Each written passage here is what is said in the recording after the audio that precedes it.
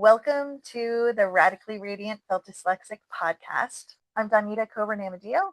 I'm Elizabeth Buckridge. And as always, we will be talking about dyslexia, meditation, art, and entrepreneurship. And today is season 2, episode 5. It is. Yeah. I have a question for you. Okay, please. Okay. How do dyslexic adults experience shame differently, and how can it be unwound? How do dyslexic adults experience shame differently? Okay, well, I don't know if they experience it differently as much as there's just a lot of shame around dyslexia. And I think that is kind of part of the emotional fallout of being dyslexic, is that you feel like you're always wrong, right? And that causes shame. You're not learning things the way other people are learning them. That causes shame. And then what was the second part of it?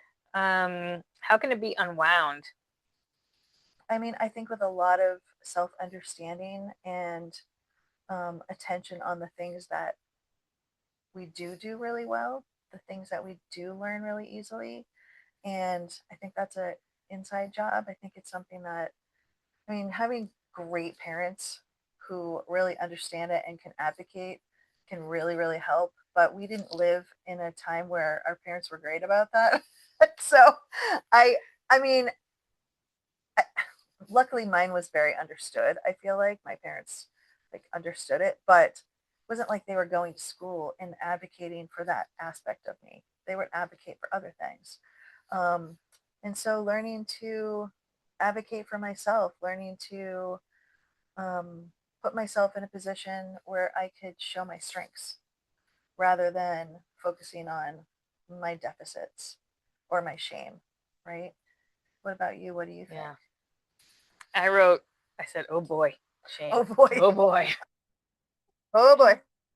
So poetry, art, Brene Brown, you know. It happened again. I know. That my emails.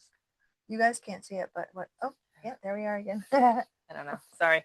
Yeah, so I feel like the arts, right? So we experience shame because we're told we're wrong all the time. So then, I'm like, okay, I'm wrong. I'm like fine with being wrong now. Right. I just expect myself to be wrong all the time, and that's fine, whatever. But poetry and art and Brene Brown.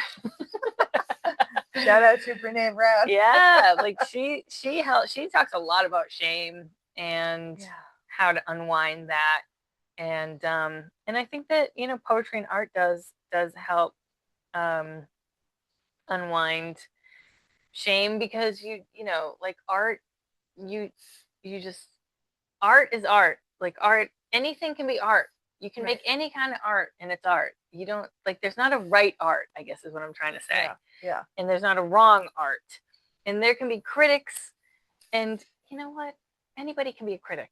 Right. You can make any kind of art you want, and there's no right or wrong about it. And that is a safe place for dyslexic kind of people, because we're not wrong there. Right. We're just doing something. This is so cool, because this totally is what your business is about. Yeah. I love that. Yeah. Yeah, you've given this so much thought, and I appreciate it so much, because it really helps me think about where I want to lean in. And I lean into art. I lean into art so hard. Yes, you do. But I don't always connect it with, the thought process that you're explaining, and it's really helpful. Yeah. Yeah. Yeah, you can just be. Right. And poetry too. Like, you're a big fan of poetry. I am. Yeah. And poetry is another thing that it's not right or wrong, or it's deep. Right. And poets love to talk about things like shame, because they like to unearth the deepest, most hidden parts of humanity or life itself. Right. And so reveal. Yeah. That's cool. That's very cool. And then learning about the human mind and meditation. Yeah. Absolutely. Meditation lets you out. Yeah, I think so. In a different space. Yeah, I think so too. Okay, I'm moving on. Okay. Question about meditation. How can meditation meet us in moments of resistance, not just calm?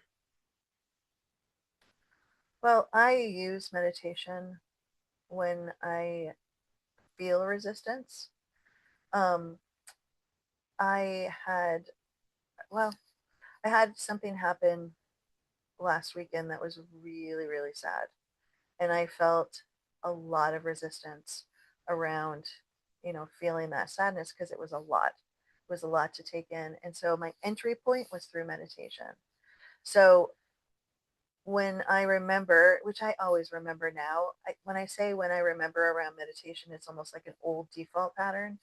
Now I do remember I mean, it's so central to my life that I will use meditation to calm my resistance. I mean, I guess that's saying the same thing you're asking about instead of just for calm. But, you know, resistance being met with meditation is nervous system regulation. And so it does then put me in a state of calm. So I'm not necessarily using it. Yes, I am. I'm using it to be calm. So I'm not sure Well, that the question is being answered by me very well. well, I feel But like I feel like not just, I feel like the way I read it is yeah. not just when you're calm, not to just meditate when you're calm, to meditate when you're not calm, Oh yeah. to calm you. Okay. But Well, maybe that I'm reading it wrong.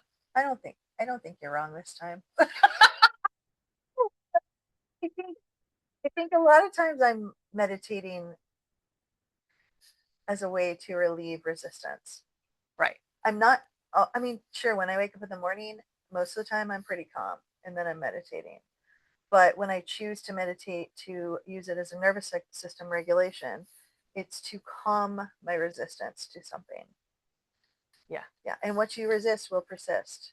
Right. So for me, it's like I either resist it and it keeps coming at me, Mm-hmm. boom, boom, boom, boom, boom, or I learn how to calm it, diffuse it, and then it will dissipate. Yeah.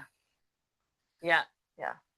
I agree. I went Mhm. to a naval retirement ceremony and I had no idea. I had no idea, first of all, how formal those were, but that's not my story. I would like to hear about that though. Yeah, it was very formal. Yeah. But before we went, I knew I would have to be doing a lot of peopling. I knew there'd be like a lot of people there, and I knew it would be overwhelming for me because I'm more of a one-on-one person or a, I don't know, like organized type. Mm, I like to participate like with Kim's classes, Right. like there might be 15 of us or whatever, but it's organized. Right. We raise our hand to talk and Right. it's not. You're not out in the wild with the people. Yeah. Yeah. I have a hard time being out in the wild with people. I get overwhelmed really easily. Yeah. So before we went, I was like, I just need to meditate. Yeah. Yeah. So I feel like that's my point, is that before I go into the wild, when I know I'm going to be around a lot of people, I take 10 minutes and get really like calm. Centered. Yeah. Mm. Okay. That I do that too. Do you do that? Very purposefully. Yeah. Very purposefully. I meditate before I have to go and be in the wild with people. And I also add a second element, which is that I will only have deep and meaningful conversations. Because honestly, that's the only kind of conversation I really want to have. I'm not really interested in small talk. I can do it for a short amount of time, right? And I can do it in sort of like a smorgasbord, like, potluck style. But when it comes to actually then going, the next step after small talk, I want to go deep. I don't like that little middle in between part. Yeah. So I meditate Yeah. to calm my nervous system, to get me centered, to remember who I am, and then I set an intention. Yeah. Yeah. Small talk for me is weather or I want to know you to your toes. My toes are sparkly. Yes. And now I know. Oh, that's good. Yeah. I like that. Oh, Really I have a dyslexia quote. Okay. Okay, so this is from Don't know. You're gonna have to look at my website for this Sunday because I don't know if I put the person that wrote the quote. But anyway, you can look it up Yeah, on that's okay. dyslexic.com. So Dyslexic quote is adults need a community. They often feel like they have been twisting in the wind after leaving the K through 12 system, and they have so much to share, and they need a network to lessen the isolation. Yeah. Yeah. Which, is interesting that we're talking about like peopling, like being around people in the wild. Right. And so we need that. We need to be around people. We need connection. And also, Yeah. we need to protect ourselves too. Right. Right. Right. Like our heart. Yeah. Yeah. All right. Well, I have another question for you. Okay. I'm ready. And this one's about art. What role does consistency play in art, and where is consistency misunderstood? Consistency in art. What role does it play? Well, it builds a muscle, an art muscle, a creativity muscle. What was the second part? How is like consistency misunderstood? Where is it misunderstood? I think if you feel like it has to be really good art, right? Like, I think, well, I don't know if people say you consistently make art to be good, but Yeah, I don't. oh, I don't know if that's actually a thing, what I just said. But let you answer it. And Okay. I'll see if All right. This is what something. I say. For me, if I'm working on a series, right, because I do these year-long series, right. and painting for even 10 minutes a day or a doodle or anything creative, really, it's getting my mind to slide into neutral. So consistency, if I miss a day, I'm not going to beat myself up. I try not to miss more than 2 days in anything that because I want to build something over time. And I feel like doing a little bit every day, even if it's 10 minutes, that's plenty of consistency. Yes. I don't need to, do 5 hours a day. But for like, even if it's just a doodle, having nothing to do with that artwork that I'm putting out that week. But so the consistency can be misunderstood, like if I'm like beating myself up that I didn't finish something or get to it. Yeah. Right. So like letting myself off the hook when I miss a day. Right. But it also plays a role for me that I want to, or I have a deadline to put out a piece of artwork every Sunday. Right. So that's consistent for me. So it plays a role. I need that. Yeah. I need that container, you call it. Like I need that for my art. Yeah. But how does consistency work for you in art? Do you paint every week or do something creative? I mean, the thing that I do pretty consistently is dance. Yeah. And the reason that I dance is to express myself, but it's also to keep my body supple. So if I don't dance, I notice it in my body because I do functional movements with dance too. And so the consistency of that just keeps me more supple as a body, right? And then, I mean, it's so interesting because I feel like I make art all the time. And I think some of it is like I make little bouquets. Like I go out in the field and I pick violets and then I make these beautiful little bouquets and I put them in these beautiful little vases and I set things up around my house. Like I do a lot of set design. I love that. House. And I do draw and I haven't painted in a while, but I would like to paint. I write and I play, which is not exactly art, but it's kind of a gateway to art, right? So yeah, I think for me it's kind of like I do it to lubricate the other parts of me, to keep me supple, to keep me, in that creative mindset. Yeah. Nice. Okay. Yeah, I mean that's the truth. I wish that I painted every day or I through something every day because it does bring me such joy and it does open up other things. But I guess I do more of the expressive arts or the performing arts. Well, I'm not performing dance for anyone. I'm not performing, but performing arts was my background, so I think of it that way. Yeah. Yeah. I like it. Yeah. So you dance every week. Well, I dance almost every day. Ooh. Oh yeah. Oh, more than every week. Oh sure.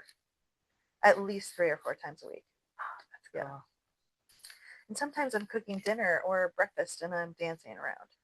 Like I'll mix it in. I'll mix it in with a walk. Yeah. Because it's a different movement. It's a movement that has creative juices in it. I love that. Yeah. Yeah. Cat's back. I know we're going to leave him outside. Well, he came in. He's on the porch. How did he get? Oh, Paul let him in. My husband let him in. Hi. We see you. Do you want to come up here? I thought he sounded really, really close. You want to come up here? Come on up. Yeah. Come on. You can Go do ahead. it. Okay. I have a question for you about Okay. entrepreneurship. Come on up, buddy. He does like you. Yeah. Hi.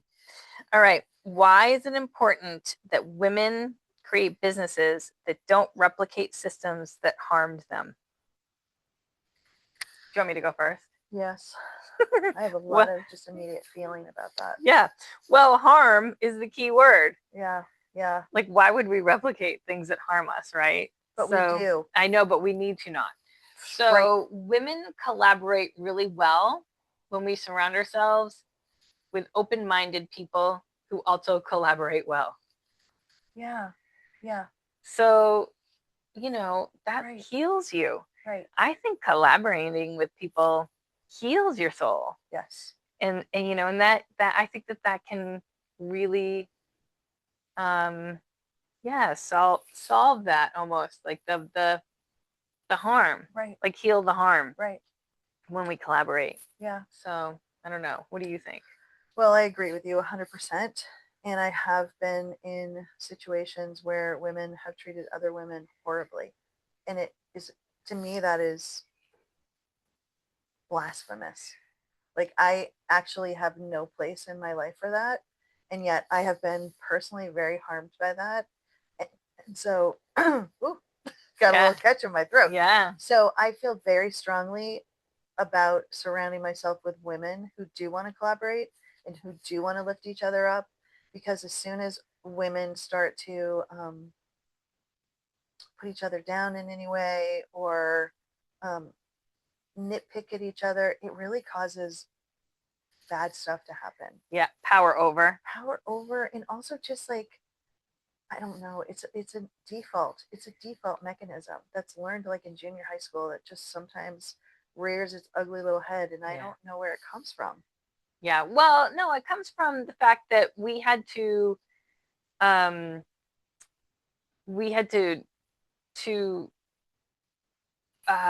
what is that word, like in sports when competition. We were in competition with each other about, because we couldn't have a bank account, we couldn't have our own job, we couldn't be entrepreneurs. I mean, some women did, but I think that they were married and then maybe their husband passed away and then they took over the business. Well, it wasn't until the 70s that a woman could have a credit card on her own. Right. Yeah. So if she wasn't married. Right. She could if she was married. Right. Yeah. Well, with the co-signer, with him co-signing. Yes. But what I'm saying is, like, so my mother told me she has never not had a credit card because she got married at 19 and my dad had a credit card, still had a credit card in her own name, but because she was married to my dad, so somewhere I guess he co-signed, right? Yeah. She always had one, but women who were not married, right, or did not have a co-signer of a man, like their father, could not have a credit card. Right. And so there was a lot of competition. I mean, historically, I understand why women would do this, and I guess it is a ancestral wound, right? We have ancestral wounds, so there's this competitive thing. But I don't. But we don't need to anymore. We do not. And that let's not. But that continues, right? That mindset, that hurt, and so I think that that harm, and so to heal that harm, collaborating Yes. is kind of a way out. Yes. I feel like. Yes. For me, it is anyway. Yes. Yeah. Finding a And new way. yeah, I guess that's all I have to say about that. Do you have anything more? No, I think I think what you said is really, really good. Yeah. And I think that is the antidote to the competitive nature that no longer serves. Yeah. It never served in business, but it served in other ways, and I understand. But bye-bye. Yeah. Survival. Bye-bye. Yeah, we have each other now. Right. For survival. Right. And we're stronger that way. Yeah. I think so too. Yeah. I mean, I still like to collaborate with men. Men are great. Sure. But 50-50. Yeah. You know? Right. I agree. Yeah. And Completely. I have the Japanese micro season that from let's see, May 31 to June 5 is wheat ripens and is harvested. I love these nature micro seasons. I know, so cool. And then my blog post coming out on Sunday in 2 days is who are we? Ooh, who are we? Who are we? Wow, that's cool. That's very cool. And then I have a quote for you. Oh, sorry, buddy. And this is from Emily Post's Book of Etiquette, and it's about ceremonies and religious services.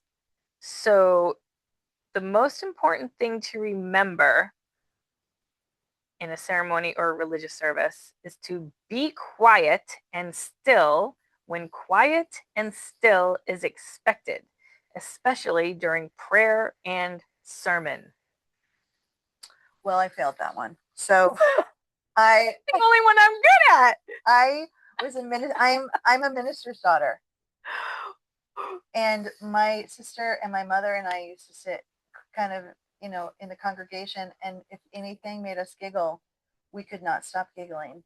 And then my mother would get very mad at us. She would stop laughing sometimes, not always. And my sister and I would keep, like, we couldn't, once you get the giggles. Yeah. And my father would be staring at us like, you need to stop right now. And you can't. During the sermon? Oh, yeah. During the sermon, during the prayer, whatever, whenever. Oh, yeah. Not like every week. Oh, my God. You are so good at all the etiquette ones. And this is the one I'm good at. And you're not good at it. That's fascinating. I mean, I probably could be good at it now if I ever went to church, but oh my God. Yeah, no, we got the giggles. Yeah, and my kids used to get the giggles too. We'd go to church, and honestly, I don't remember what I did about it. Probably nothing. What can you do? Well, you can't do anything because then you'd be a hypocrite. You leave. That's true. Oh, you leave? Well, I mean, I think a couple times I probably did have to leave. Because when you're disrupting a whole entire congregation of people because you're laughing so hard and your father is the minister, that's not, ideal. Oh my God. That's poor not guy. Ideal, but yeah. Well, a couple of weeks ago, Brad's Catholic, so I go to church with him. Yeah. And there was this little kid on the other side of the church, and he was giggling and having such a blast. Everyone around us, everyone was giggling. We were all giggling. We really were. I mean, he was really cute. He was having a good time. Right. And it's funnier when it's naughty, right? So like when you're not supposed to be laughing and you're laughing, that's funnier. He was really making us all laugh. It was really good. Great. I love those moments. God. Such a sweet moment in life. It really was. Well, that was a quick one. Do you want to hear my description of my private practice? Yes. Okay, I brought it with me so I could read it this time. Okay, good. All right, are you ready? Yeah. So the practice is called Holy Soma Private Practice Holistic Embodiment. Sessions are individually designed and crafted to help you gain renewed and sustained holistic well-being by focusing on your internal balance. I specialize in nervous system regulation and restoring harmonic energy to return you to a state of calm and natural homeostasis. As a multi-certified integrated practitioner, I offer a blend of services designed to tune you up and calm you down, allowing you to heal, regenerate, and grow. And then it has all my, certifications and what I do. So we'll see. I've been working on it for a long time. If anybody has any suggestions, put them in the comments. Yeah. Let me know Good. if you even understand what that means. I know. I don't know if I do, but I like it. Whatever it is. Maybe if you read it, like actually looked at it, it might Yeah. make sense. But Yeah. I just it's feel an like ongoing. you do, wait, what is it? So holy soma, Okay. it's so holy meaning holistic, Right. soma meaning body. Okay. So okay, so let me tell you this. So I do integrated body work. Okay. I do movement and mindfulness, and I do community offerings. Okay. But in my private practice, what I'm doing is I'm blending massage, Reiki, meditation, and music. You know, all different types of things to create an atmosphere for healing. Nice. Yeah, and then pretty much the person, the, the client, is being encouraged to learn how to heal themselves. Yeah. But it's through this coaching and practicing. Yeah. Oh. Yeah, it's really one of those things you have to experience. Yeah. Yeah. It's pretty Yeah. meaningful, I guess is the word. Yeah. Like people really get something out of it. Yeah. Yeah. All right. Love on yourself. I'll keep working on it. Love on yourself. Yeah. Yeah. I mean, my coach, Maggie Drayton, she's a simplicity coach and ADHD coach. And she's like, all right, what's the simplest version of that? What words can you take out to make it more simple? Yeah. Yeah. That's what I've been doing for like a year. Yeah. This is a simpler version than Whoa. before. So I'm going to keep making it simpler, Maggie. Oh, God. Yeah. And you can find me on Patreon, Dyslexic Beautiful. Patreon, and you can make a postcard twice a week. There you go. Yeah. I love it. That's less words. Yeah. And you can find me on radradiant.com. Yeah. Yeah. So do people have to be in person to work with you? No. Is that what you're doing? Distance. Too. Oh, you do? Yep. Oh. Yeah, I That's do cool. more in person. Yeah. Because it's hard for people to get past I mean, we're all just energy. Right. So it doesn't matter if I'm in the room with you or you're somewhere and I'm somewhere. But there is something about actually laying hands on someone. Yeah. And moving tissue and that kind of stuff. Yeah. But I've done distance Reiki with my other coach, Emily Perkins. And it's I fall asleep in the distance Reiki. Yeah, it's very, very deep. Yeah. Yeah. So I can't explain it. I cannot. Yeah. Well, distance doesn't matter in energy work. Okay. It just doesn't. Yeah. Because it's just you're working on an energy level. Yeah. Yeah. It's cool. I love it. Well, I guess that's it. I guess that's it. I guess we'll see you next time. See you next time. Bye. Bye.